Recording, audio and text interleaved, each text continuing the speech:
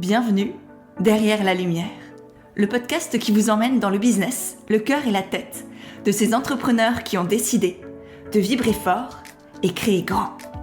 Je suis Pêche, coach et consultante des entrepreneurs de demain et hôte de ce podcast qui vous embarque dans les coulisses de l'entrepreneuriat. À travers des conversations vraies et humaines, pleines de secousses d'esprit et de conseils concrets pour avancer. Alors si vous croyez en un entrepreneuriat du cœur et des tripes, sans chichi, sans tabou, avec audace, vérité et simplicité, je suis heureuse de vous accueillir derrière la lumière. Aujourd'hui, on plonge derrière la lumière de l'engagement avec Thomas Burbidge, coach pour freelance, auteur et fervent défenseur de l'écologie, dans un monde entrepreneurial qui manque parfois grandement d'engagement. Vrai, profond, incarné. Alors avec Thomas, on a décidé de dire tout haut ce que beaucoup pensent tout bas et d'aborder des sujets touchy comme comment générer de l'argent et vendre sans manipulation, comment allier croissance et engagement, comment déconstruire notre éducation et les injonctions du système actuel pour oser porter notre voix et cliver sans nous excuser. En plus de tout ça, Thomas nous partage aussi sa stratégie de positionnement et les 3 étapes pour réussir à s'engager et impacter avec confiance et fierté. Vous allez voir, cet épisode est une masterclass pour les entrepreneurs qui veulent faire bouger les lignes. Alors j'espère que notre échange vous plaira et si c'est le cas, pensez à le partager autour de vous, que ce soit en envoyant le lien à un ami ou encore mieux, en faisant une petite story sur Instagram en nous taguant avec Thomas pour qu'on puisse vous voir, vous remercier et vous repartager. Et sur ce, je vous laisse plonger dans notre belle conversation. Bonjour Thomas, je suis ravie de te retrouver sur le podcast Derrière la lumière. Merci à toi pour l'invitation, Pêche. Je suis très content. Et je trouve qu'il y a des trucs que j'aime trop dans ton univers. Le nom du podcast en est un, mais aussi le petit détail de il faut mettre un mot de passe pour rentrer dans le Zoom pour enregistrer et c'est envole-toi. Donc voilà, très heureux de venir dans ton petit monde poétique. Ça fait très Ouais, plaisir. et ouais, vraiment ravie de t'accueillir enfin, parce que mine de rien, ça fait des années qu'on échange ensemble, C'est des vrai, mois, voire aussi des années qu'on se dit que voilà, il est temps de faire des podcasts faut faire des ensemble. trucs. Ouais, il faut qu'on se rencontre et qu'on brainstorm un peu là-dessus. Et aujourd'hui, du coup, c'est pour la sortie de ton livre il y a quelques semaines, quelques mois maintenant, Sauver sa Tout à peau, fait. sa boîte et la planète aux éditions Erol. Et c'était l'occasion parfaite, voilà, l'excuse, très bonne excuse cette fois-ci, d'enfin t'inviter sur Oui, le podcast pour parler de plein de choses, notamment d'engagement, d'entrepreneuriat, de valeurs, de business en même temps, de capitalisme et d'écologie peut-être. On verra où ça nous mène. Est-ce que pour commencer, tu veux bien te présenter, dire d'où tu viens, qu'est-ce que tu fais? tout à fait. Écoute, je pense la façon la plus simple pour que les gens qui ne me connaissent pas me repèrent, c'est de dire que j'ai un métier similaire au tien. Je fais de l'accompagnement pour des entrepreneurs. Alors, on n'a peut-être pas exactement les mêmes typologies d'entrepreneurs et les mêmes typologies de métiers. En revanche, je pense que notre point commun, c'est qu'on accompagne plutôt des personnes qui sont seules dans leurs entreprises, des freelances, entrepreneurs solo, indépendants, peu importe le nom qu'on utilise. Et historiquement, moi, je viens du monde du marketing, de la com, du consulting. Et je me suis lancé à mon compte en tant que freelance sur ces métiers-là. Donc, je faisais du planning stratégique pour des startups sur la réinvention de leur marque à Paris en 2016. Donc, il y a bientôt 10 ans maintenant de ça quand je me suis lancé à mon compte. Et petit à petit, je me suis réorienté vers ce métier d'accompagner d'autres personnes qui suivent la voie que j'ai suivie à l'époque. Et au début, du coup, la plupart de mon discours, c'était tu as un métier, tu arrives quand tu es entrepreneur, tu dois construire autour de ce métier que tu maîtrises une entreprise. Et une des compétences que les personnes détestent la plupart du temps là-dessus, mais qui est nécessaire, c'est le marketing, le commercial, la vente. Et moi, j'avais la chance d'adorer ça de base. Et du coup, j'ai développé une espèce d'expertise, je pense, à rendre ça plus cool, plus joyeux, plus facile à entrevoir pour des personnes qui, de base, se disaient le marketing, j'ai pas envie de le toucher avec un bâton. Et j'ai fait ça pendant plusieurs années en développant ensuite d'autres choses autour pour que ce que je propose, ce soit un accompagnement plutôt 360. Et on avait la conversation avec Pêche en off juste avant de démarrer l'enregistrement, mais de fil en aiguille, je me suis rendu compte que bah, je répétais les mêmes choses un peu tout le temps. Et voilà, j'étais content de ce que je disais, ce que je faisais, mais en fait, j'avais l'impression qu'il me manquait un angle d'analyse sur pourquoi pour certaines personnes, dès qu'elles m'écoutaient pour la première fois, c'était hyper facile et boum, on comprend, on implémente et ça fonctionne. Et pourquoi pour d'autres, c'est un peu plus difficile, faut prendre des angles un peu différents ou alors l'expérimentation du terrain marche moins bien. Et ces réflexions-là ont eu lieu à peu près en même temps que j'ai eu la chance de rencontrer les bonnes personnes ou de rencontrer les bons ouvrages et les bonnes pensées dans le monde qui m'ont fait prendre conscience que, au-delà des discours qui sont très répandus dans notre écosystème, il n'y a pas de corrélation directe entre je travaille ou je fais les bonnes choses et j'ai les résultats que j'espère Mm. par cet investissement de temps ou cet investissement dans les bonnes stratégies. Que c'est un peu plus complexe que quand on veut, on peut, etc. Et J'allais te c'est là où dire, du tu ne crois coup, donc pas à ce euh, fameux si tu veux, tu peux. je ne crois donc pas à ce fameux truc-là, non. Et j'ai découvert du coup une lecture très complémentaire à la lecture stratégique entrepreneuriale Mm. de la sociologie, enfin voilà, tous ces autres trucs. Le féminisme a été une clé de lecture hyper précieuse dans notre approche de comment on transmet les choses. Donc tout ça est venu à donner une lecture plus large à la façon dont on accompagne les gens. Et donc aujourd'hui, grâce à tout le travail d'exploration que j'ai fait là-dessus et de d'acculturation et de maîtrise sur des sujets qui sont hyper complexes, aujourd'hui on dit qu'on fait du coaching éclairé par la compréhension systémique de notre monde. C'est-à-dire qu'on accompagne des entrepreneurs, mais avec une lecture qui n'est pas juste voilà la stratégie pour te lancer sur LinkedIn et faire des vues et signer des clients, mais voilà l'approche en fonction de ton positionnement dans la société. Donc, si tu es une femme ou si tu es un homme, déjà, si on prend ce premier truc, ou si tu es une personne non binaire, ça va pas être la même chose. Parce que du coup, Mm. ton rapport à ces plateformes sera différent. T'as pas été éduqué de la même manière. Enfin voilà, il y a tout un tas d'enjeux supplémentaires qui viennent se jouer. Et donc, ça colore, disons, la façon dont on fait de l'accompagnement et du coaching business maintenant, à la lumière de toutes ces choses, ce qui m'a mené, comme tu l'as dit l'année dernière, a publié ce livre sur l'écologie et l'entrepreneuriat. Donc, c'est un point de rencontre entre nos parcours en tant qu'entrepreneurs indépendants, freelance, nos entreprises, et le fait qu'on se retrouve dans la plus grande crise que l'humanité n'ait jamais traversée, qui est la crise de sa propre survie, du fait de la disparition progressive des conditions qui font que notre habitat peut nous héberger. Mm. Voilà, la crise écologique, ce n'est pas un truc de bisounours, je veux sauver la planète, c'est sauver son propre cul parce que si notre habitat peut plus nous héberger, bah, nos entreprises, elles peuvent plus exister, on peut plus respirer, on peut plus boire, on peut plus se nourrir. C'est pour ça que le titre du livre, c'est Sauver sa peau, sa boîte et la planète, c'est que bah, c'est existentiel, quoi. Mm. Mm. Voilà, pour Génial. l'introduction beaucoup trop longue de qui je suis et ce que je fais. Merci, c'est passionnant et ça m'amènerait des tas de questions déjà en plus de tout ce que j'ai envie d'aborder avec toi. Il vient d'où cet engagement? Est-ce que le petit Thomas, il avait déjà ça? Ou tu vois, qu'est-ce qui t'a nourri et l'a fait grandir? Alors, je pense que, il y a eu une conscience présente depuis longtemps. Mes parents, par exemple, étaient déjà à fond végétariens, assez engagés sur des sujets ouais, comme l'écologie, même si c'est pas comme ça qu'ils l'auraient décrit à l'époque, mais il y avait un truc, il y avait une réflexion de sensibilité là-dessus. Je suis végétarien depuis la naissance, par exemple, Mhm. du fait que mes parents l'étaient à l'époque. Donc je pense que cette sensibilité a été là, mais forcément, je me suis construit comme un petit gars euh, dans une société qui éduque les petits garçons d'une certaine façon. Et je pense que je me suis construit pas mal en opposition à mes parents, parce que j'ai grandi au fin fond de la campagne, en Dordogne, avec pas beaucoup de moyens. Et du coup, je me souviens que j'ai eu un grand désir en étant adolescent, par exemple, ou quand je finissais mon lycée de devenir quelqu'un d'important et qu'il fallait que je fasse des grandes choses. Et du coup, je voulais aller à Paris et faire des grandes études et gagner beaucoup d'argent. Et je pense que globalement, c'est la façon dont la société nous structure petit à petit. On a ces désirs-là, médiatiquement on est exposé à ces désirs-là. Et voilà, il y avait ce discours interne, je pense, de je veux réussir. Réussir, ça veut dire quoi? Faire plein de thunes.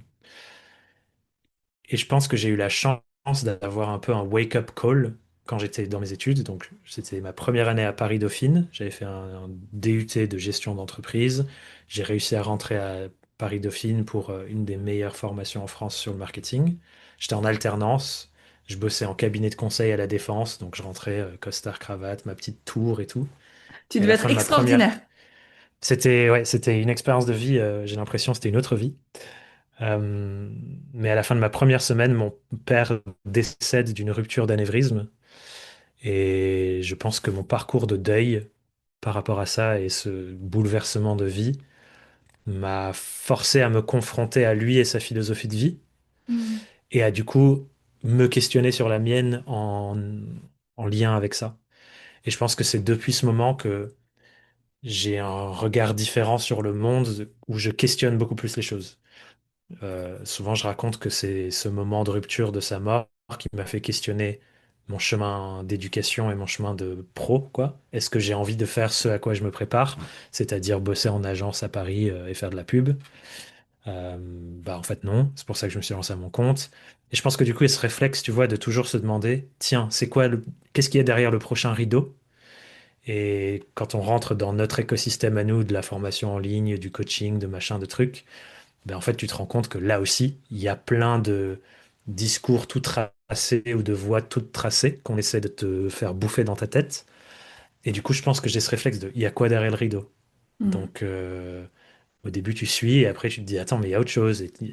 Et tu détricotes. Et c'est ça qui fait que je pense, sans que ce soit un truc de, je suis militant depuis toujours, mais qui fait que naturellement, je suis arrivé à me dire, ben en fait, qu'est-ce qu'il y a derrière ces méthodes de vente? Et là, tu te rends compte qu'il y a beaucoup de manipulation psychologique dans notre milieu. Et tu te dis, ah waouh, c'est ouf. Qu'est-ce qui fait que les gens utilisent ça et n'ont pas une conscience plus grande des effets secondaires que ça cause à des personnes qui sont pas privilégiées dans notre monde? Ah, et en fait, voilà, tu ouvres les cases et tu ouvres les cases, tu ouvres les cases, et là, tu te rends compte de la complexité du monde. Ouais. Et en fait, ça construit des nouvelles convictions, quoi. Mm, mm. Donc, je pense, c'est là au fond depuis toujours, peut-être.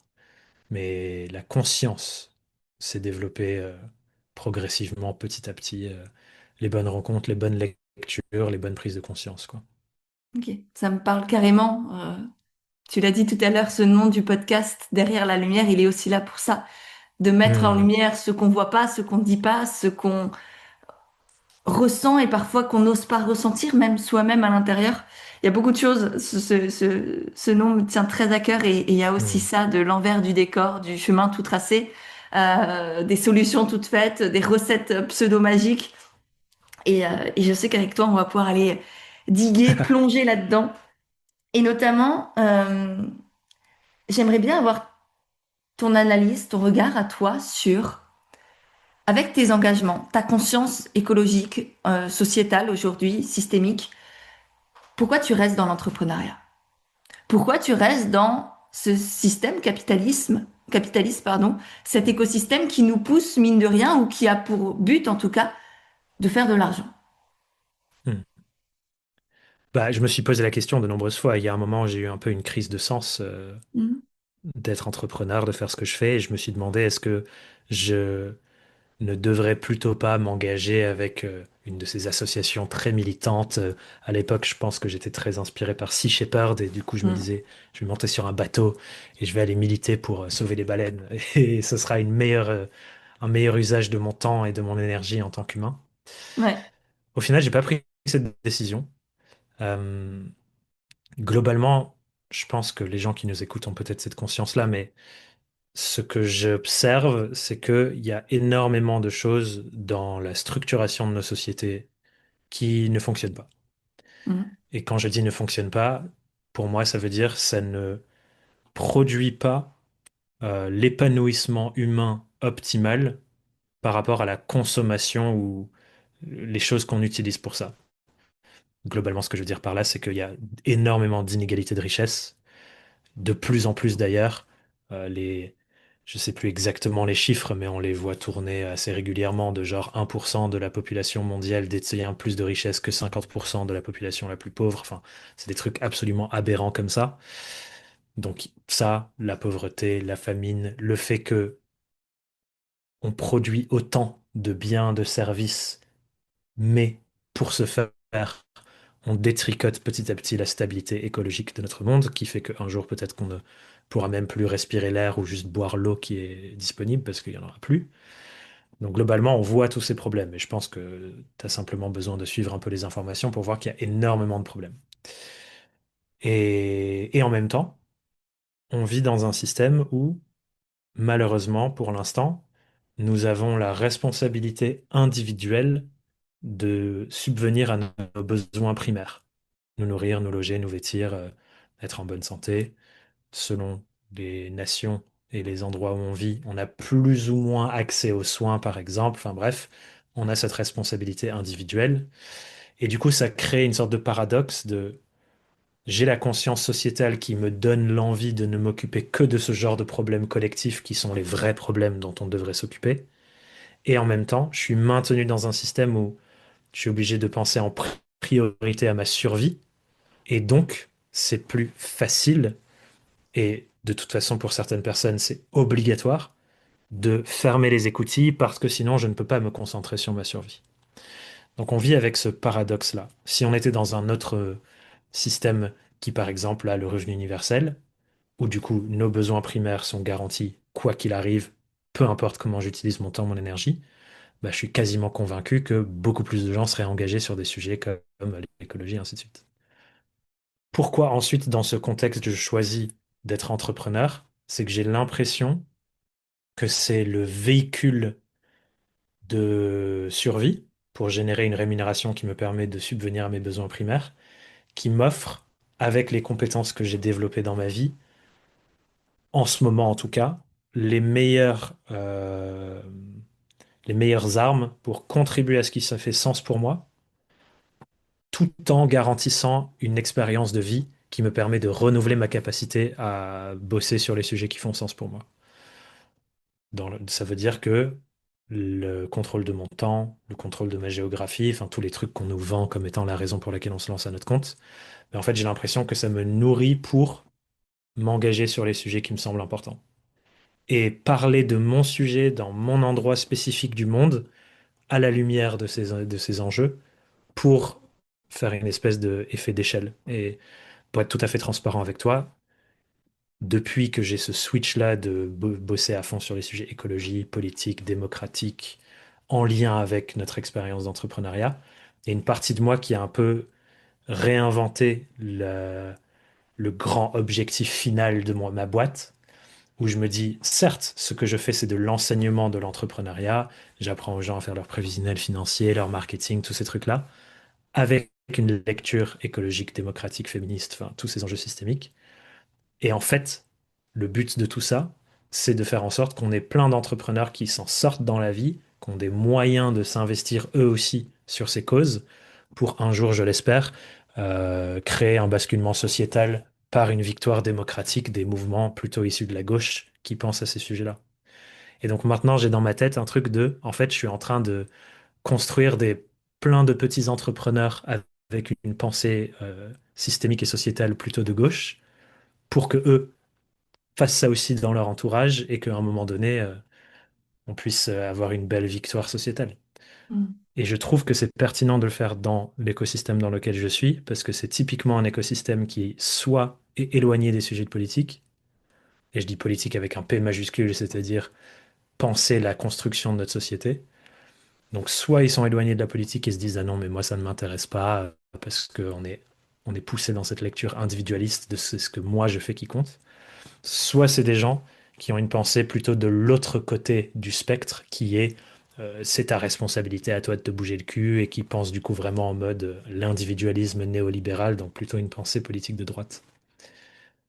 Donc c'est pour toutes ces raisons, et encore une fois, j'ai fait une réponse très longue pour te répondre, mais c'est pour toutes ces raisons où je me dis, quelqu'un qui fait de l'accompagnement entrepreneurial avec cette lecture plus globale des choses qui dépasse très largement ce qui existe dans notre écosystème, bah, ça fait encore sens. Mm. Et si moi je le fais pas, qui va le faire? Je ne vois personne d'autre qui le fait vraiment autour de nous. Alors, faut que je continue jusqu'à ce qu'il y en ait d'autres. Et peut-être à un moment j'arrêterai parce qu'il y en aura suffisamment d'autres qui Mm. auront l'énergie que je n'ai plus parce que ça fait 20 ans que je le fais. On se Voilà pour la comprend. réponse longue, pêche. Ouais, merci. Et ça me permet d'aborder un sujet qu'on a traité un peu en off tout à l'heure avant de lancer l'épisode, qui est du coup la difficulté à vendre ce qui ne se fait pas vendre, tu vois, Hmm. et à du coup vivre toi de ton entreprise en mettant en avant ses valeurs écologiques, sociétales, etc.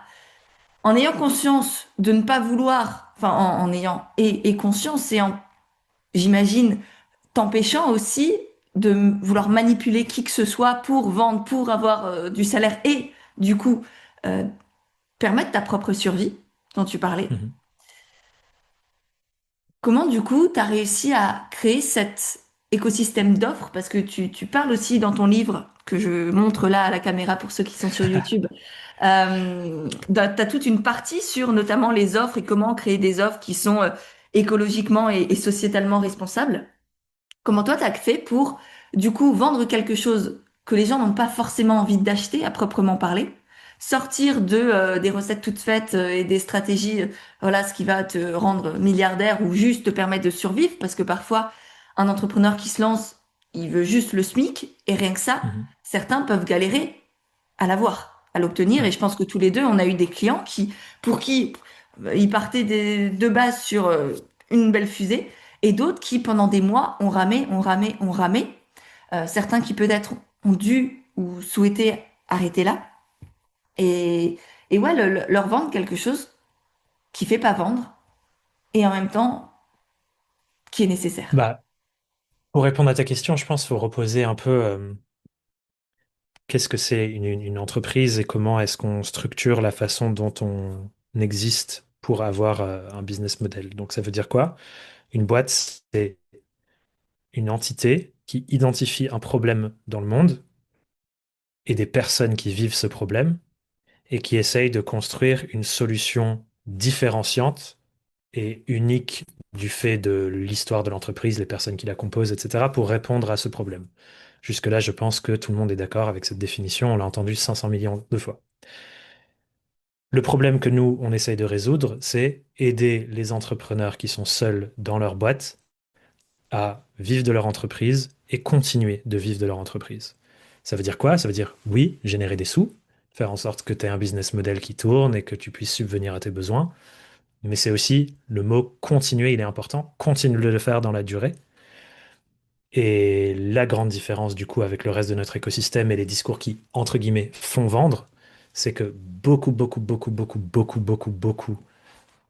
des autres offres dans notre écosystème ne sont pas pensées sur la continuité dans la durée. Moi, ce qui m'intéresse, c'est que les gens qui bossent avec nous, ils puissent continuer pendant 15, 20, 30, 40 ans ce qu'ils font.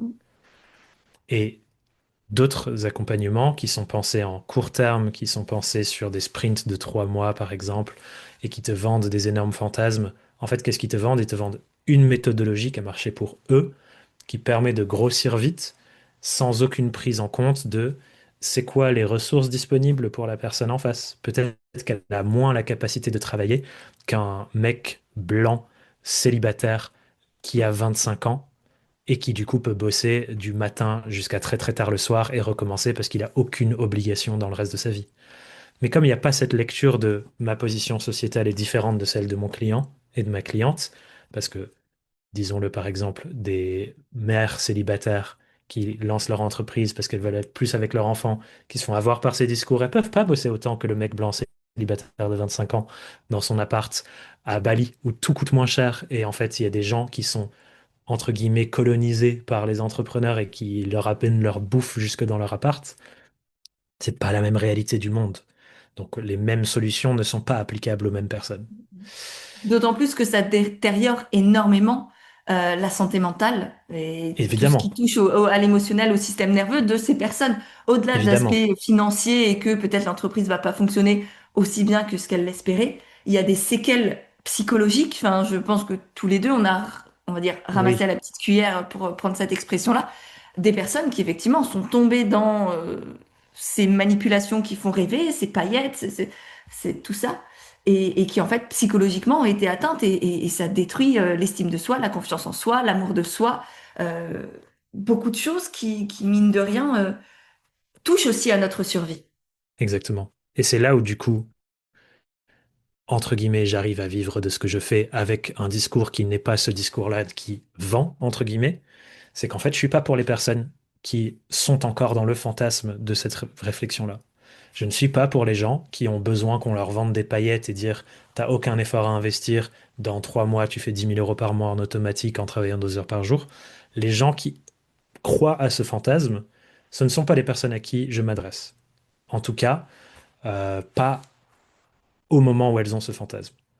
A priori, les gens qui viennent bosser avec nous, c'est soit des personnes qui ont cru à ce fantasme par le passé, se sont rendues compte qu'en fait, elles ont été malheureusement les victimes d'un système qui est pensé pour extorquer leurs finances et faire en sorte qu'elles aillent toujours vers les mêmes personnes. Elles sont déçues du coup de cet écosystème et elles cherchent quand même de l'aide. C'est pas parce que tu es déçu de tous ces gens qui font n'importe quoi que t'as pas besoin d'aide pour structurer ta boîte. Donc, a priori, comme tu le disais, les gens qu'on récupère à la petite cuillère, bah, ça, c'est un peu plus ma clientèle. C'est les gens qui commencent à avoir un niveau de maturité entrepreneuriale de j'en ai vu des vertes et des pas mûres, j'ai été déçu par plein d'accompagnements. Vous, vous avez l'air de faire des choses beaucoup plus sérieusement et pas avec toutes ces fausses paillettes et toutes ces promesses mensongères. Et aussi, le fait que j'ai ce discours beaucoup plus frontal sur les enjeux systémiques, sociétaux, quand il y a eu les législatives anticipées, j'ai lancé avec des collègues toute une campagne pour lutter contre l'extrême droite et mobiliser les entrepreneurs contre l'extrême droite. Il y a plein de gens qui nous ont remarqué à ce moment-là et qui ont dit, mais putain, mais enfin, quelqu'un qui parle de ces sujets dans un écosystème qui fuit tous ces sujets qui sont difficiles et délicats sous couvert de désolé, je les maîtrise pas, donc j'en parle jamais. Et en fait, qu'est-ce que ça fait? Le silence, il emmène le fait que ce soit invisibilisé. Et du coup, les gens qui ont une vision du monde similaire à la mienne, bah, ça crée aussi une proximité où notre solution, même si elle est peut-être équivalente dans des sujets de fond, en fait, elle crée de la préférence parce qu'on regarde le monde de la même manière. Et ça, je pense que c'est un sujet qui est important. J'en parle dans le livre, comme tu dis, il y a un chapitre sur le ciblage client. Un des enjeux qui peut être intéressant à se poser comme question sur le ciblage client, c'est quelle est leur relation à la thématique du livre, c'est l'écologie, donc leur relation à l'écologie. Est-ce que c'est des personnes qui ont un élan très fort d'agir et pour qui ça dirige toutes leurs décisions, auquel cas on ne s'adresse pas à elles dans la structuration d'une offre ou de notre communication, de la même manière à si c'est une cible qui vient au sujet écologique parce qu'il y a une nouvelle loi qui est passée dans leur industrie et ils sont obligés de s'y conformer. Ces personnes ne seront pas inspirées par une communication que tu pourrais faire en mode il faut réinventer nos boîtes pour l'écologie, nanana. Faut pas leur parler de la même manière. Donc moi, je sais pour qui je suis, je sais dans quel écosystème je me positionne et contre quoi je me positionne. Et mon discours, il est aussi fait pour ça. Mm. C'est pas juste un discours de entre guillemets bon samaritain. Je parle de l'écologie parce que j'ai envie qu'on me prenne pour une bonne personne, même si ça baisse mon chiffre d'affaires, je n'en ai que faire. Non, bien sûr, il y a un axe stratégique qui est là, parce qu'il me semble important dans ce milieu. Il se trouve que cet axe stratégique coïncide avec les enjeux de notre monde et que je pense que tout le monde devrait se poser des questions là-dessus. Mais fort heureusement, ça contribue aussi à la différenciation de mon entreprise, de mon offre, et ça nous permet d'exister dans un écosystème où ces sujets sont sous-représentés. Mm. Et pour conclure là-dessus, si 100% des gens qui font de l'accompagnement entrepreneurial commençaient à traiter tous ces sujets, déjà, ce serait une excellente nouvelle, parce que du coup, je serais plus quelqu'un de différent. Je rêve de ce monde où 100% des gens sont obligés de se positionner sur le sujet écologique. Mais du coup, dans ce monde-là, ce serait plus différenciant, il faudrait que je trouve autre chose. Et certainement que mon discours y bougerait. Mm. C'est extrêmement pertinent et intéressant de effectivement rappeler que on peut partir d'un bon sentiment et sincère et vrai et tout ce que tu veux, et en même temps qu'il soit d'une certaine manière stratégique. Tu vois, cliver est une stratégie aujourd'hui dans notre monde Mm. entrepreneurial extrêmement concurrentiel, que ce soit avec les réseaux, avec l'IA, avec plein de choses qui vont extrêmement vite, des évolutions qu'on ne maîtrise pas et qui parfois nous emportent malgré nous. Se positionner et créer ce lien humain au-delà de business et de je te vends je sais pas quoi, ce que tu rêves et compagnie. Ce lien humain, c'est ça qui va tout changer et avoir un combat contre est tout aussi important que d'avoir un combat pour. Et Mhm. souvent, ils sont liés comme toi. Mais effectivement, je crois que c'est Alexandre Dana, il y a 10 ans, quand je commençais à découvrir ce monde entrepreneurial, qui avait dit ça un jour je sais pas, il était en live, je sais plus du tout parce que évidemment, ça fait Il y longtemps. en a beaucoup de lives d'Alexandre Dalla de toute Ouais, c'est façon, donc. ça. Vraiment, ça a été ma Bible un temps, je l'avoue. Il m'a énormément apporté. Il y en a certains, c'était peut-être Oussama Hamar et compagnie. Moi, ça a été Alex. Je préfère ton Oui, inspiration que celle j'allais des dire, autres, alors. en vrai, ça me va bien. Clairement. Bref, parenthèse. Et ouais, et moi j'étais dans ce monde un peu bisounours de je veux juste faire le bien et aider, et être bienveillant. Et en fait, il m'a foutu ça dans la figure de non, c'est important de se battre contre. Pas forcément de le tacler constamment. L'idée, c'est pas de faire constamment des posts où tu rabroues les autres et tu dis qu'est-ce qui va pas, qu'est-ce qu'ils font mal, à quel point c'est mauvais. Mais Mhm. juste, toi, d'être dans ce positionnement-là, peut-être de l'égrener de temps en temps, de le rappeler, essentiellement de communiquer sur ton combat pour, mais toi, au fond, de savoir ce que tu combats contre, enfin, ce pourquoi tu es contre. Et, euh, et accepter que ça va pas plaire à tout le monde. Le but, ce n'est pas que ça plaise à tout le monde de toute façon, parce que tant que Oui. ça plaît à tout le monde, Et on est heureusement que ça ne lisse. plaît pas Et à tout le monde. en fait, ce qui compte, c'est créer, là, c'est vraiment sur l'axe stratégique qu'on en parle, mais c'est créer ces aspérités qui font que on se remarque l'une et l'autre. Et ces aspérités, elles passent par le fait de, en effet, parler de ce qui compte pour nous, autant ce qui nous frustre et nous saoule et où on se dit le monde n'est pas comme j'aimerais qu'il soit, que les endroits justement pour lesquels on se dit ça, c'est exactement ce que j'aime et j'ai envie de plus de ça. Ça crée ces aspérités et c'est ce qui crée le lien humain. Et je pense qu'il y a énormément de mes clients et de mes clientes qui ne m'auraient pas choisi et qui ne se sentiraient pas aussi proches de notre façon de faire les choses si à un moment j'avais pas tapé sur la gueule à quelqu'un sur LinkedIn en disant mais c'est insupportable que tu réfléchisses de cette façon par rapport aux choses, ce n'est pas assez. Et d'ailleurs, c'est marrant parce que petit à petit, dans notre écosystème, je suis identifié comme la personne qui euh, pousse mes compères et mes consoeurs, pour qui j'ai énormément, en vrai, j'ai énormément de respect pour toutes les personnes de cet écosystème. C'est pas, je dis pas que c'est des mauvaises personnes. Mhm. La façon dont j'articule les choses, c'est de dire la plupart d'entre les personnes dans cet écosystème de l'enseignement business, etc., on n'a pas assez d'ambition. Parce que la seule ambition qui règne dans cet écosystème, c'est faire plus d'argent. Mais moi, je trouve que c'est petit joueur de juste réfléchir à faire plus d'argent, parce que tu enlèves toutes les variables de comment je fais plus d'argent sans cramer les ressources de ma planète, comment je fais plus d'argent sans extraire la santé mentale de toutes les personnes qui me suivent pour mon propre bénéfice. Et en fait, ça met tellement plus de complexité dans les équations que du coup, j'angle ce comme ça, en disant, il n'y a pas assez d'ambition, en fait. Il faut qu'on rehausse le jeu. Et du coup, bah voilà, je suis là pour venir secouer un peu les gens et dire, dans mon livre, par exemple, il y a un moment où je parle de Aline Bartoli, que je sais que tu connais. J'adore Aline, elle fait un travail formidable, c'est vraiment très pertinent ce qu'elle fait et ce qu'elle raconte, mais désolé, faut faire le taf d'éducation pour comprendre ce que c'est l'écologie en fait. Il y a un seul épisode, je crois, peut-être deux sur les 700 et quelques qu'elle a fait qui parlent d'écologie. Un de ceux-là, c'est moi qui suis interviewé. Mhm. C'est un des podcasts les plus écoutés par les freelances. Genre, à un moment, faut traiter les sujets qui touchent les gens. Et elle le fait pas parce qu'elle ne veut pas le faire, elle le fait pas parce qu'elle est contre ça. Elle le fait juste parce que elle a le privilège de pas se poser la question. Et ça veut Ouais. pas dire qu'Aline est une mauvaise personne, je l'adore, c'est trop bien son taf, enfin vraiment c'est une personne qui m'inspire. Mais il faut qu'on fasse le taf, les amis, en fait. Et du coup, moi, je suis là pour secouer les gens.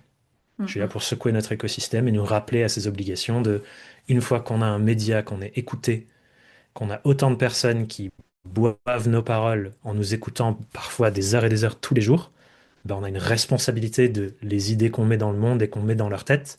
Cette responsabilité, elle nous pousse à faire mieux, notamment sur les sujets sociétaux, l'écologie, le féminisme, la démocratie.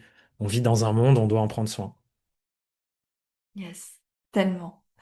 Euh, et du coup, pour les personnes qui ont envie, qui sont prêtes, qui ont fait ce cheminement d'accepter de cliver, de prendre position, de ne pas juste se conforter dans la facilité et les privilèges, parce qu'on est tous Voilà, on a tous certaines facilités et tous certains privilèges. Et je, je suis toujours mitigée sur comment me positionner par rapport à ça, parce que moi, la première, à la fois, j'en suis, en même temps, j'ai envie d'en sortir. Enfin, et selon aussi bah, les stades de la vie et ce que l'on vit intérieurement, plus ou moins facile de tout balancer et ne pas se laisser aller à la facilité, et qui d'ailleurs n'est pas est à ne pas confondre avec la simplicité.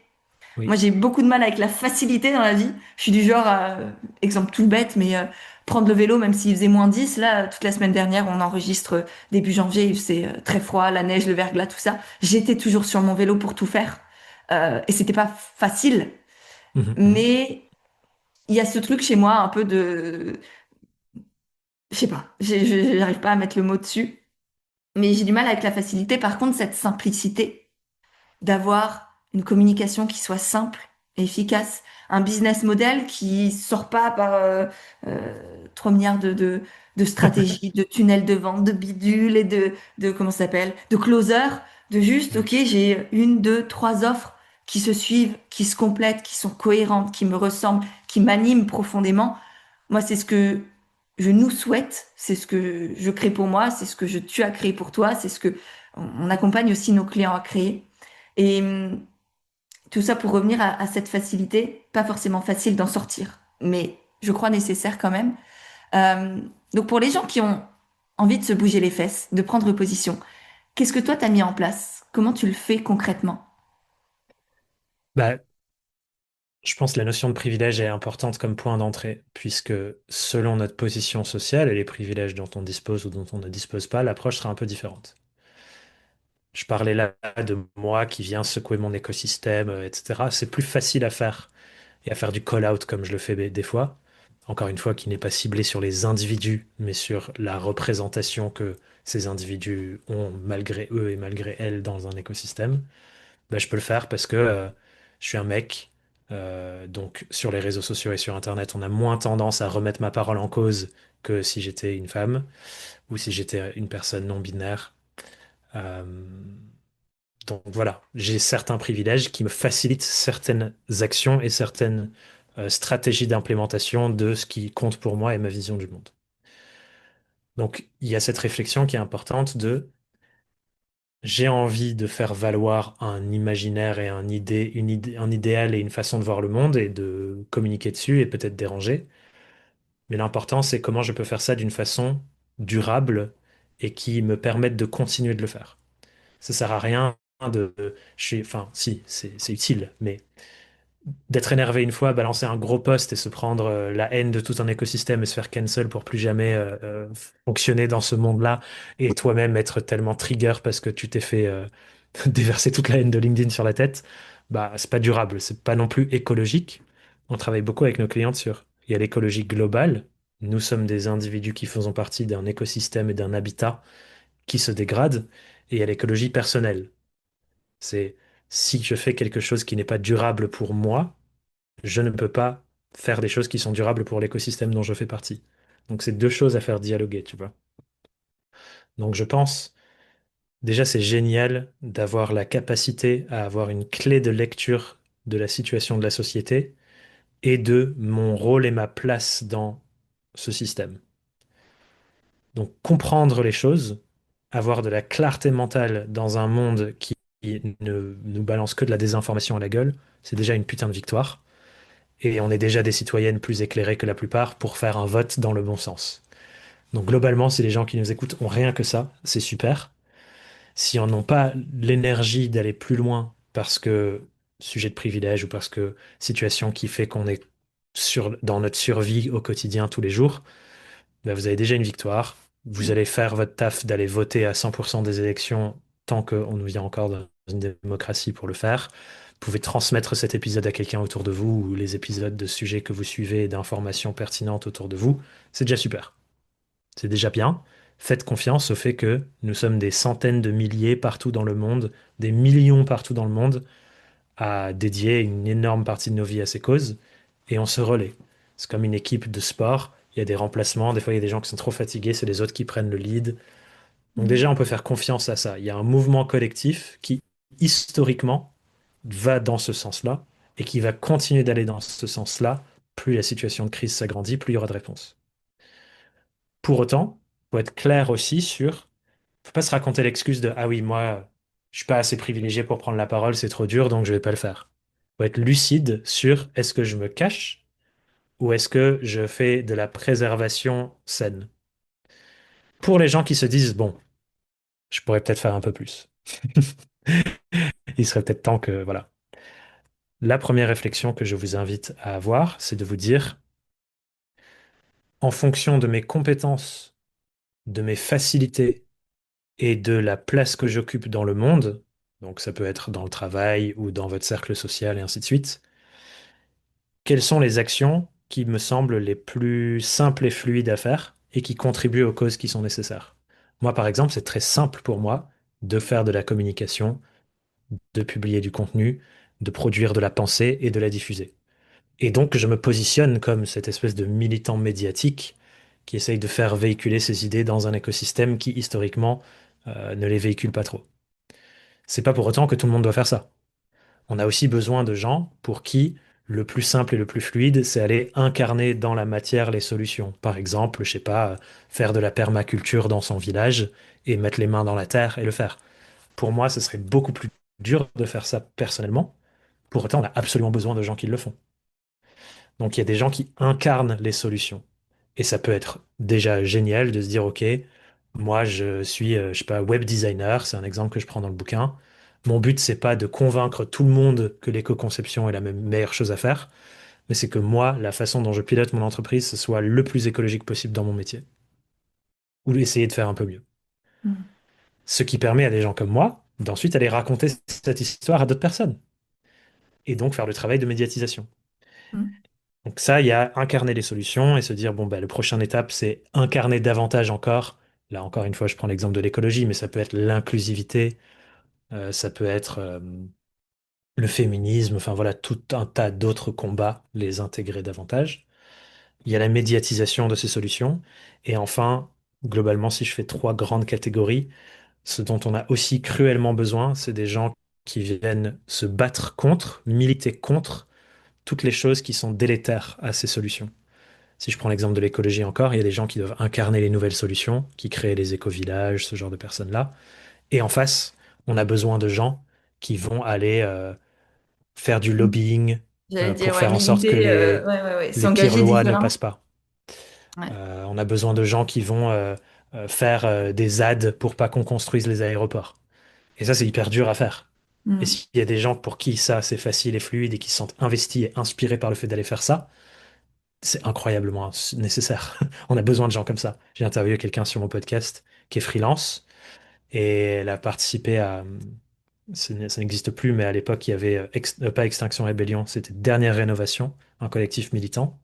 Et elle a participé aux actions de dernière rénovation. Elle allait bloquer des routes pour ça, pour attirer la lumière médiatique sur le sujet de la rénovation thermique.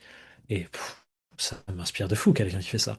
Moi, ça me pétrifiait d'aller bloquer des routes, peut-être aller en garde à vue pendant 24 heures. Enfin, flippant, tu vois. Mm, mm, Et on a aussi besoin de gens qui font ça.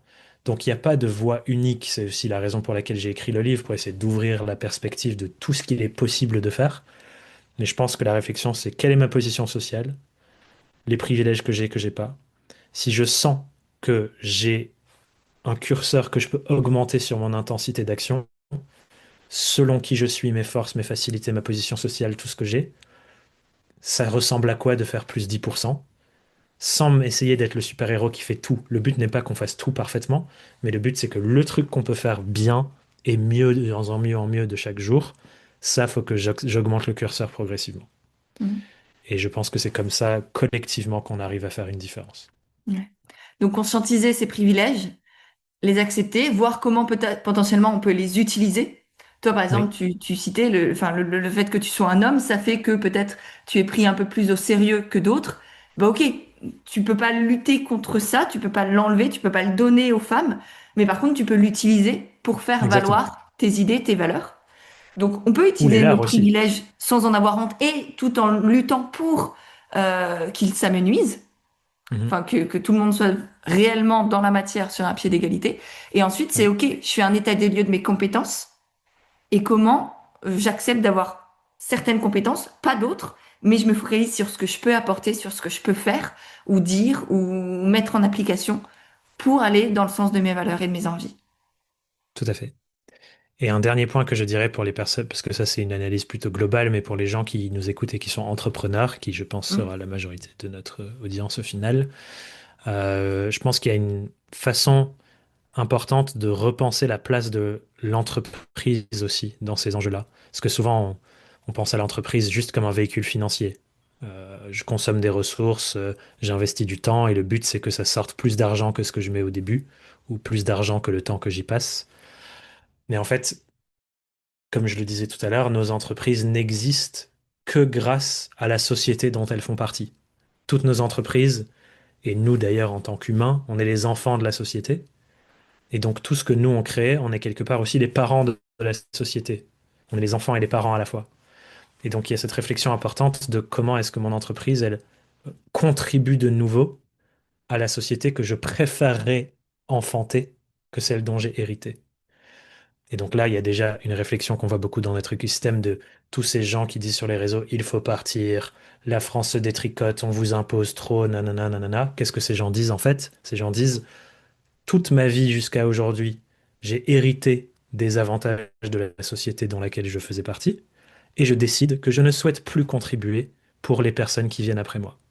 Je ne veux plus contribuer à la cotisation sociale pour que l'accès aux soins soit gratuit pour tous et toutes, en tout cas majoritairement gratuit, puisqu'on sait que c'est pas 100% gratuit. C'est des gens qui ont bénéficié de ça et qui ne veulent plus que d'autres personnes l'aient. C'est des gens qui ont bénéficié de l'école gratuite, qui ne veulent plus offrir ça aux autres parce qu'ils décident de plus contribuer au système global. Ça, déjà, refuser ce discours, lutter contre ce discours, ça fait partie de être des bons parents de la société si on considère que le modèle collectif social en France qui est envié partout dans le monde est bon. Moi, je considère que, bien sûr, c'est pas parfait, mais globalement, ça va dans la bonne direction. Et du coup, on peut aussi se demander, tiens, comment je fais si jamais j'arrive à générer un excédent de capital financier, voire même un excédent de capital temps, parce qu'il y a des personnes qui travaillent pas 100% du temps et le but, ce n'est pas de travailler 100% du temps, mais comment je peux offrir une partie de ces ressources, mon temps, mon argent, peut-être mes compétences, à des causes qui ont besoin de ces compétences. C'est un des points que je souligne dans le livre. Tous ces combats politiques pour l'écologie, en fait, les entrepreneurs, on a des compétences si précieuses pour ces combats-là, tellement précieuses. Je pense que n'importe quel mouvement politiquement engagé, les partis politiques, oui, mais surtout des associations, enfin voilà, il y en a plein, des mouvements politiquement engagés. Il serait trop heureux d'un entrepreneur avec des compétences de com ou de graphisme ou de quoi qui offre une demi-journée, ne serait-ce que par mois. C'est énorme la différence que ça peut faire. Mm. Donc ça, c'est une façon dont on peut s'engager aussi, se dire, je pense mon entreprise pour rediriger une partie des ressources que mon entreprise génère, encore une fois, pas que l'argent, les compétences, le temps, le réseau, tout ça, pour les causes qui me semblent importantes pour le monde dans lequel on vit. Et Mm. pour moi, ça aussi, ça contribue à être un bon parent. Ouais, pas oublier qu'on a de l'impact en tant qu'individu et que notre entreprise en a tout autant et s'inscrit aussi dans ce système. Elle fait partie du système, elle le subit pas, elle le suit pas comme un mouton, elle en fait partie et que si chacun d'entre nous voyons nos entreprises comme un petit bout, un petit morceau du puzzle de ce système, et ben paf paf paf, le puzzle on va pouvoir le redessiner avec ses valeurs et ses engagements là aussi. Tout à fait. Et je répète, on n'est pas le super-héros que le monde attend, ce n'est pas notre morceau du puzzle qui est le morceau qui changera tout. C'est ça. Ouais. Cependant, si personne ne fait rien, du coup le puzzle va dans un sens parce qu'on le laisse faire. Ouais. Donc On a besoin de ce morceau du puzzle, mais il fait pas le puzzle en entier. exactement. Donc tout ça passe aussi de toute façon par le mouvement collectif avec les gens qui se remplacent, qui se nourrissent, qui font des choses ensemble. Et c'est pour ça, moi, que j'accentue sur cet angle de se dire, si on fait basculer la population active énorme que représentent les entrepreneurs, il y a tellement d'indépendants en France aujourd'hui et tellement d'entrepreneurs en France aujourd'hui. Ça représente quand même une bonne grosse population qui peut basculer et être, à mon sens, le fer de lance de ces nouvelles sociétés qu'on veut voir advenir. Surtout parce qu'on Clairement. a l'agilité de changer plus rapidement et plus facilement que les gros paquebots qui ont peut-être plus d'impact, mais pour qui les transformations prennent des années et des années. Mm, mm. Yes. On a énormément parlé là de derrière la lumière de l'engagement entrepreneurial. J'ai envie pour finir qu'on passe derrière ta lumière à toi en tant qu'entrepreneur. Et pour commencer, j'aimerais savoir s'il y a une difficulté dans ce beau parcours engagé et militant dont tu n'as jamais osé parler, parce qu'elle t'a vraiment profondément secoué, ou mis à mal, ou fait tout remettre en question.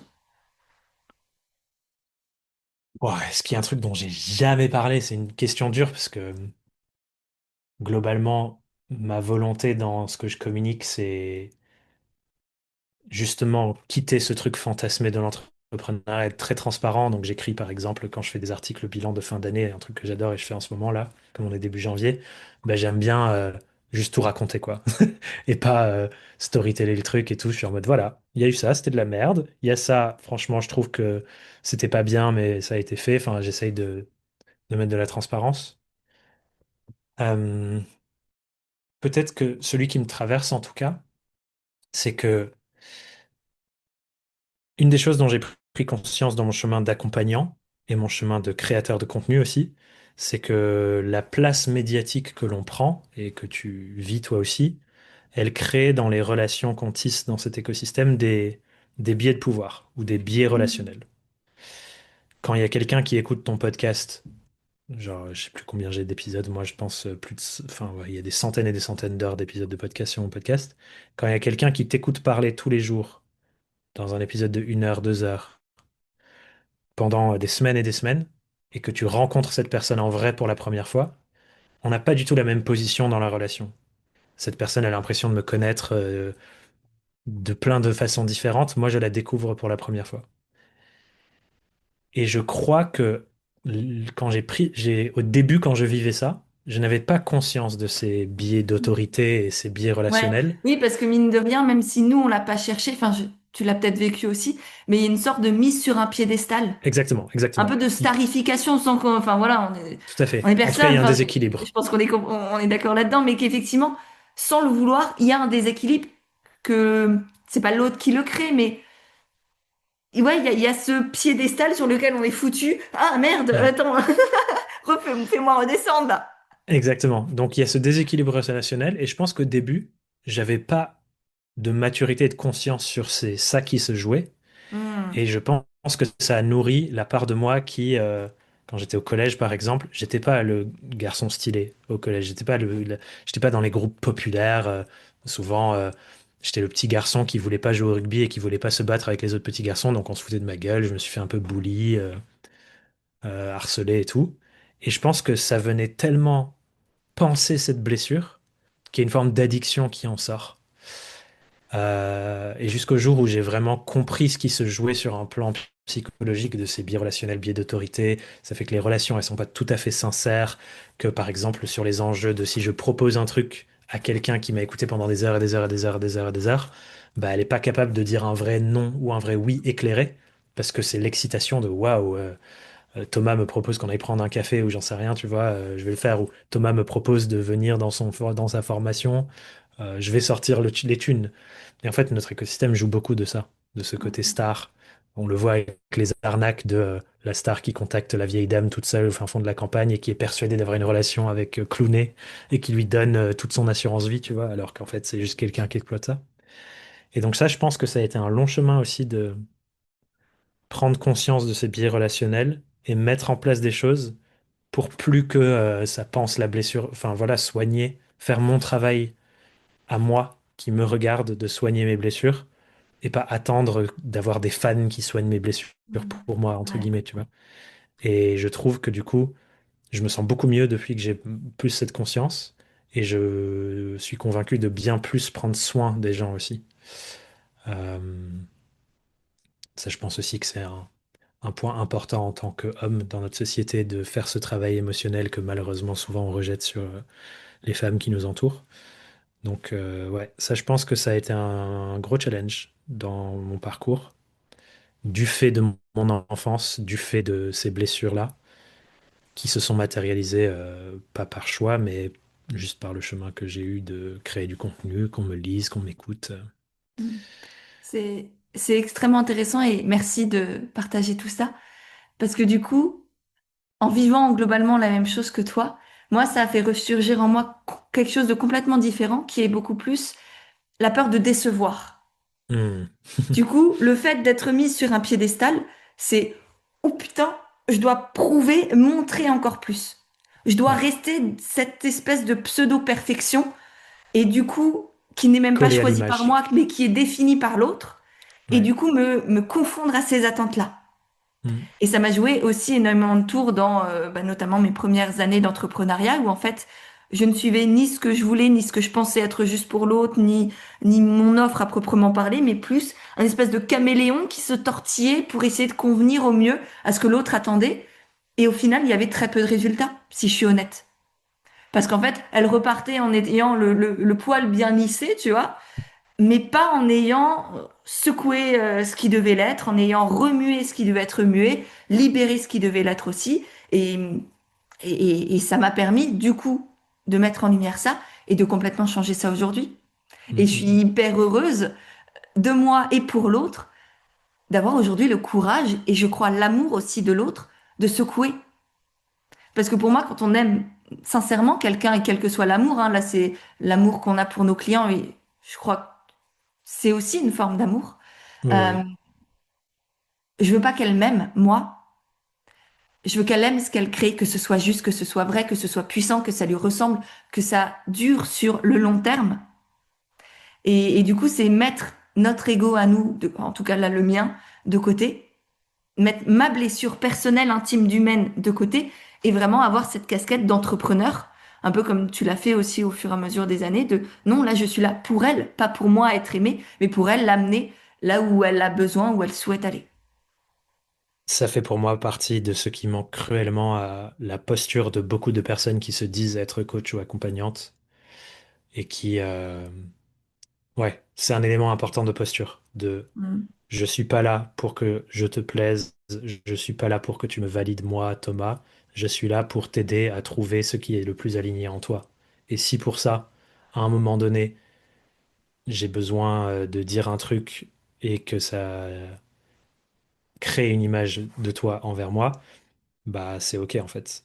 mm, mm, Le but, c'est pas que je te plaise 100% du temps. C'est comme avec des thérapeutes ou quand on fait de l'accompagnement psychologique, on a le moment où on crée l'alliance et du coup on est en mode ouais, c'est trop bien et tout. Et il y a des moments où on déteste la personne qui nous accompagne psychologiquement.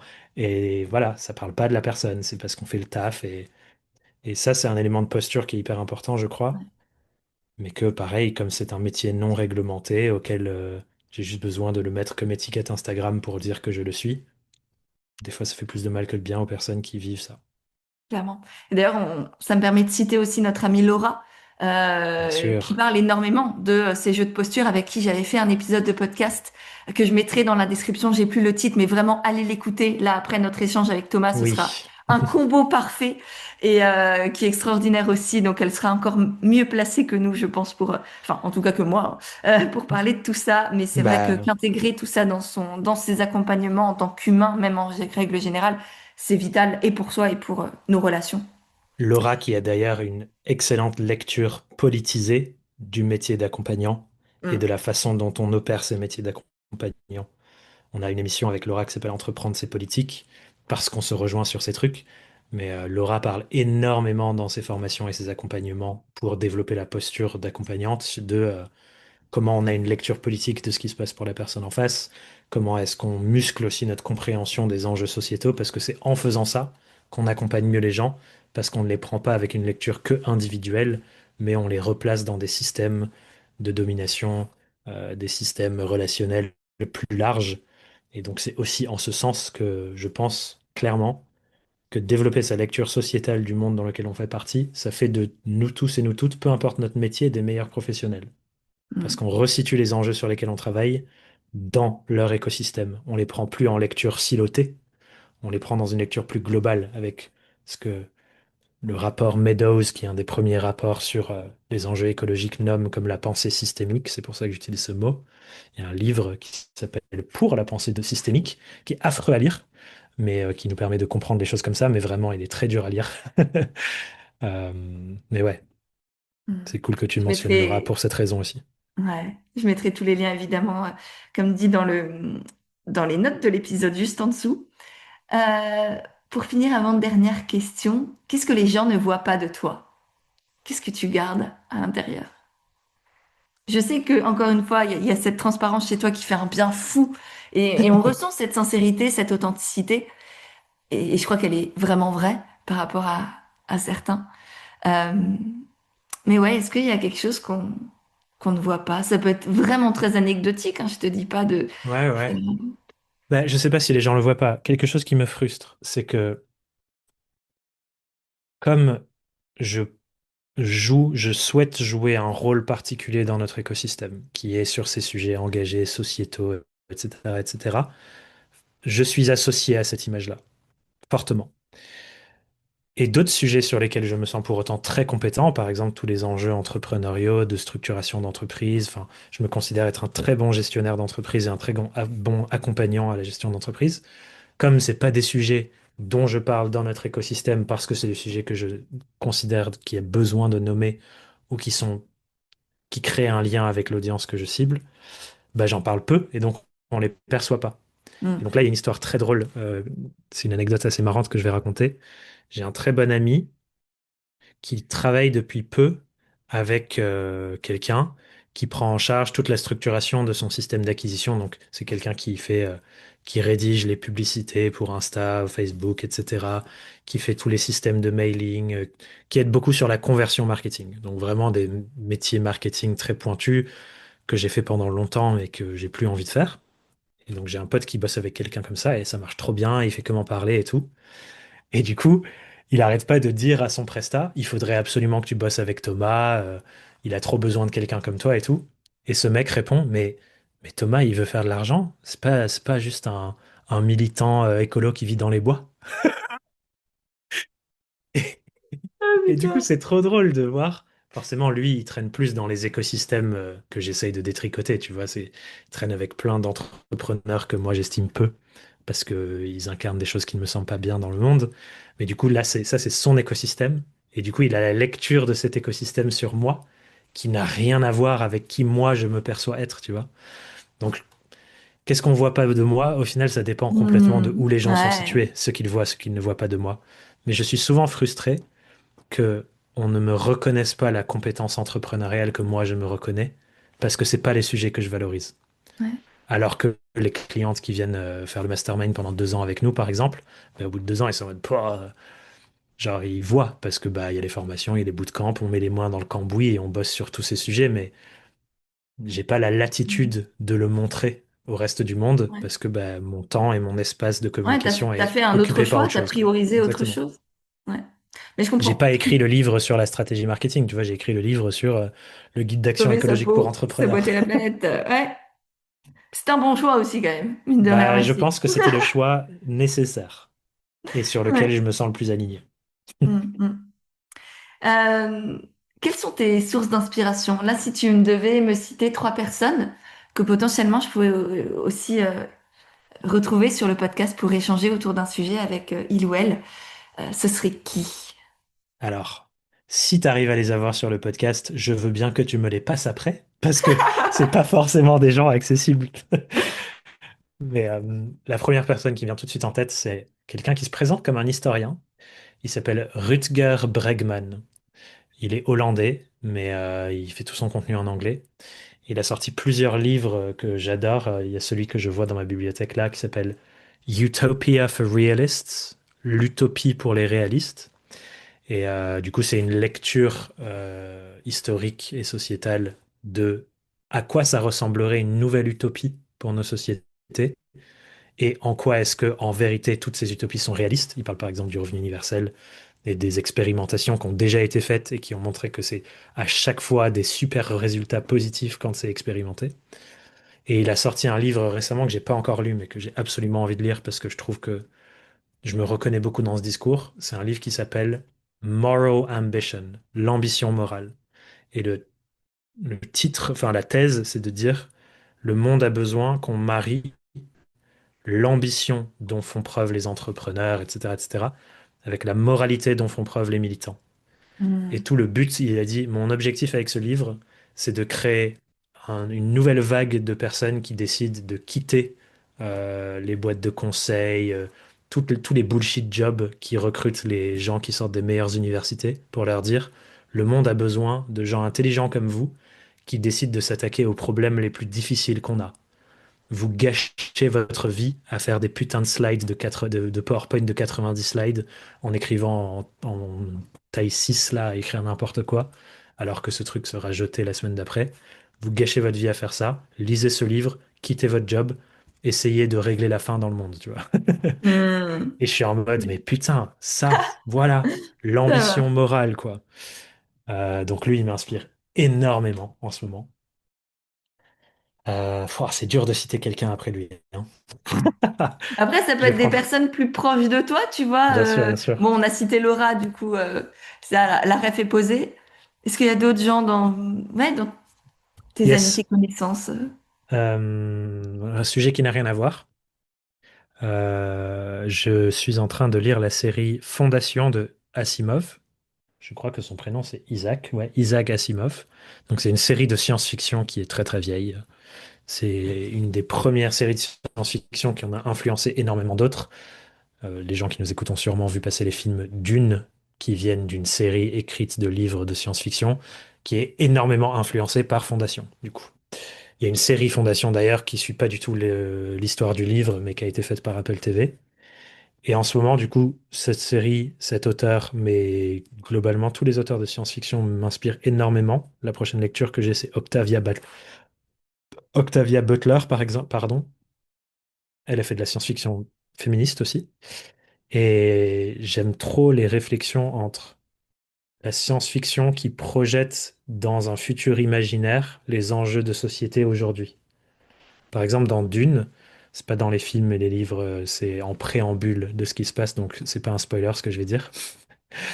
Mais dans Dune, une des parties de la construction de l'univers de Dune, c'est qu'il y a eu un djihad pour que les humains détruisent les intelligences artificielles qui sont intégrées dans des robots humanoïdes et qui ont décidé que l'humanité était un problème et qu'il fallait qu'elle n'existe plus et que c'était ça le problème du monde, quoi. Et donc, il y a eu une guerre entre les IA et les humains. Et du coup, ça a été écrit pareil il y a très longtemps. Mais tu vois, quand je lis des choses comme ça me donne une lecture de ce qui se joue en ce moment. Et il y a des vraies conversations entre des vrais experts des enjeux IA qui disent qu'il y a une singularité où, à partir d'un certain niveau de puissance de calcul, on ne sait pas ce qui se passe. Et ça se trouve, les IA décident, puisque c'est ce qui se passe, que les humains sont en train de détruire l'équilibre écologique de la planète, et donc il faut qu'elles arrêtent. Comment on les arrête? On les enferme. Et il y a des vrais Ah, gens qui disent que c'est une possibilité, quoi. On peut pas dire que c'est pas possible, en tout ce cas. serait pas complètement con, d'ailleurs. Enfin, sujet de base, l'humain Et qui se détruit lui-même et la planète, telle qu'elle est en tout cas. il n'y a Oui, aucune espèce qui a fait ça auparavant, en tout cas, détruire son propre voilà. habitat. Faut être un peu starbé, Euh, hein. C'est bon, oui. problème dans le Donc ciboulot. tous Ouais. ces trucs décrits de science-fiction m'inspire énormément. Et il y a une Hmm. de mes clientes qui s'appelle Anaïs, qui m'a fait découvrir récemment un festival auquel cette année je vais pour sûr, qui s'appelle les Utopiales, qui a lieu à Nantes chaque année. C'est au mois d'octobre, je crois. Et en gros, ça réunit toute la communauté science-fiction, les auteurs, les gens qui font des films, les jeux de société, tous ces trucs-là, pour avoir des conférences et des débats et des rencontres pendant 3 jours sur les enjeux politiques de la société actuelle à la lumière de la science-fiction. Donc ils ramènent tous les trucs de science-fiction au sujet du jour, et c'est des conversations sur qu'est-ce que le milieu de la science-fiction peut produire comme nouveaux imaginaires pour re-influencer la société dans le bon sens. Et genre d'un point de vue, tu vois, de stimulation intellectuelle, je suis en mode, Pouah, Yes. incroyable, quoi. Ok. Génial. Voilà, et je pense que je vais m'en tenir à ça.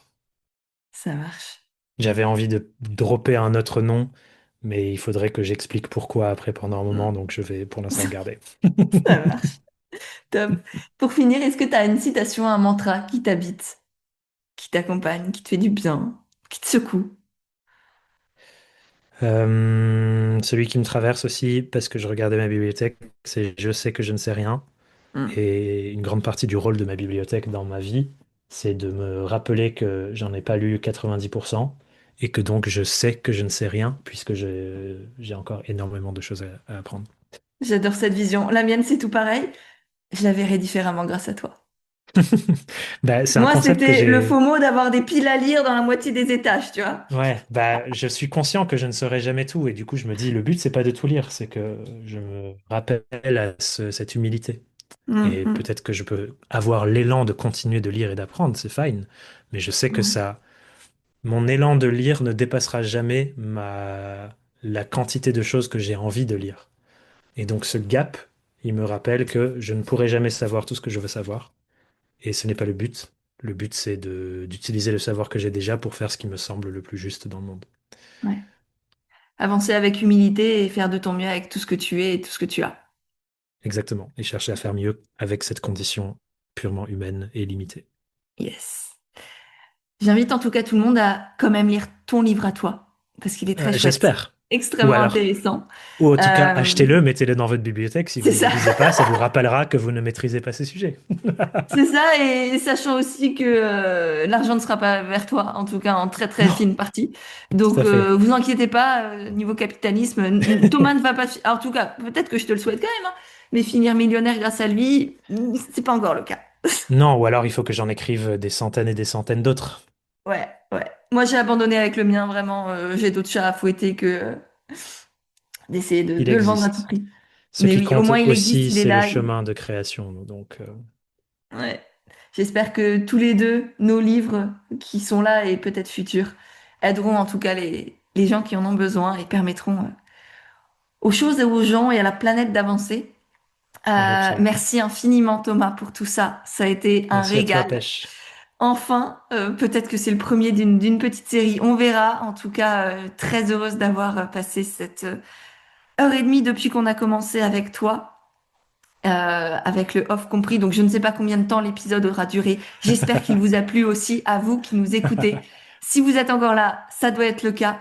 Donc, partagez-nous peut-être un peu vos réflexions à vous, vos engagements actuels. Est-ce que l'écologie, c'est important déjà? Est-ce que ça vous a amené certaines réflexions, certains questionnements, l'envie de vous secouer, l'envie d'oser, l'envie de parler un peu plus de ce qui vous tient à cœur?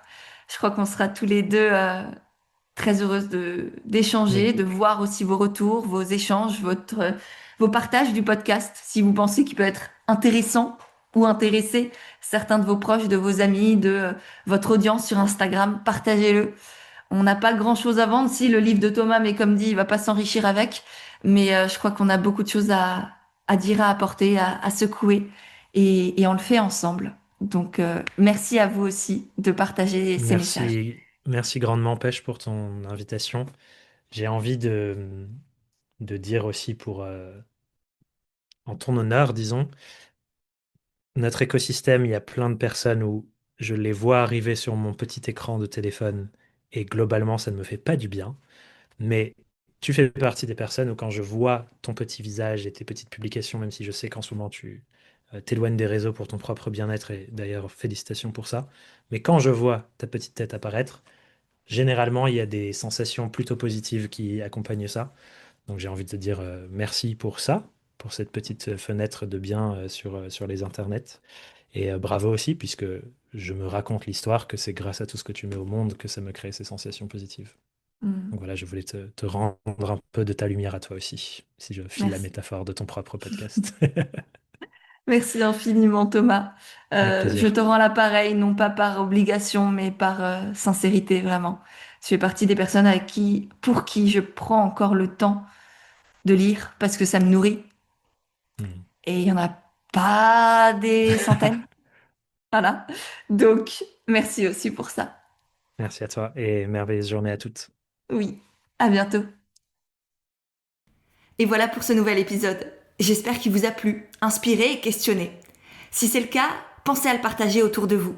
Sur Instagram, par email, par WhatsApp ou tout ce que vous voulez.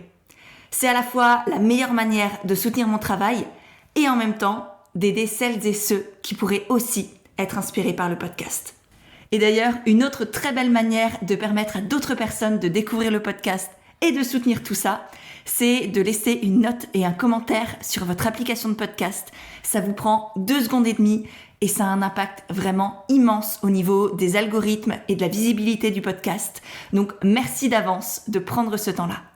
En attendant le prochain épisode, si vous avez envie d'autres conseils et réflexions pour avancer, Je vous invite à me retrouver sur Instagram et LinkedIn, dont vous avez les liens juste en dessous dans les notes de l'épisode, ainsi que toutes les ressources que l'on a abordées dans cet échange.